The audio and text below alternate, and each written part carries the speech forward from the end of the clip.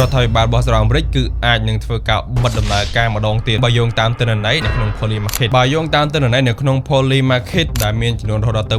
81% គេបាននិយាយថានៅថ្ងៃទី31ខែមករាហ្នឹងរដ្ឋាភិបាលរបស់សហរដ្ឋអាមេរិកអាចនឹងធ្វើការបិទដំណើរការម្ដងទៀតភាគរយគឺវាត្រូវបានកើនឡើងបន្ទាប់ពី Chong Scammer គឺជាមេដឹកនាំនៅក្នុងសភាក៏ដូចជាមេដឹកនាំគណៈបកពណ៌ខៀវផងដែរឬក៏ជាគណៈបកប្រជាធិបតេយ្យហ្នឹងក៏បាននិយាយថាគណៈបក Q នឹងធ្វើការបោះឆ្នោតប្រឆាំងទៅលើ funding bill ហើយបើសិនជាយើងក៏លេខទៅមើលប៉ែគណៈបកពណ៌ក្រហមឬក៏គណៈបកសាធារណរដ្ឋវិញគេចង់ពង្រីកថវិកាក៏ដូចជាពង្រឹងនៅអំណាចរបស់ខ្លួនបន្ថែមផងដែរដែលវាធ្វើឲ្យទាំងភាគីសងខាងហ្នឹងគឺមានការជាប់គាំងទាំងអស់គ្នាគឺធ្វើឲ្យអត់កើតទេហើយចំពោះ funding bill ហ្នឹងគឺវានឹងផុតកំណត់នៅថ្ងៃទី30ខែមករាហ្នឹងហើយបើសិនជាខាងសភាគឺគេនៅតែមិនអាចអនុម័តច្បាប់ដែលនៅសេសសល់នឹងបានការបិទដំណើរការនៃរដ្ឋាភិបាលសហរដ្ឋអាមេរិកគឺប្រកាសជាត្រូវបានចាប់ផ្ដើមម្ដងទៀតជាមិនខានទេដោយដែលយើងដឹងស្រាប់អញ្ចឹងដូចជាលើកមុនដែរនៅពេលដែលមានការបិទដំណើរការរដ្ឋាភិបាលសហរដ្ឋអាមេរិកកាត់ឡើងគឺវាមានការប៉ះពាល់ខ្លាំងមែនទែនទៅលើផ្នែកសេដ្ឋកិច្ចដូចជាការលើកមុននោះគឺបិទរហូតដល់ទៅ43ថ្ងៃឯណោះអូខេអញ្ចឹងចំពោះព័ត៌មានទៅជាយ៉ាងណាទៀតយើងមានតែចាំតាមដានបន្តទៀតហើយបើសិនជាមានអ្វីអាប់ដេតបន្ត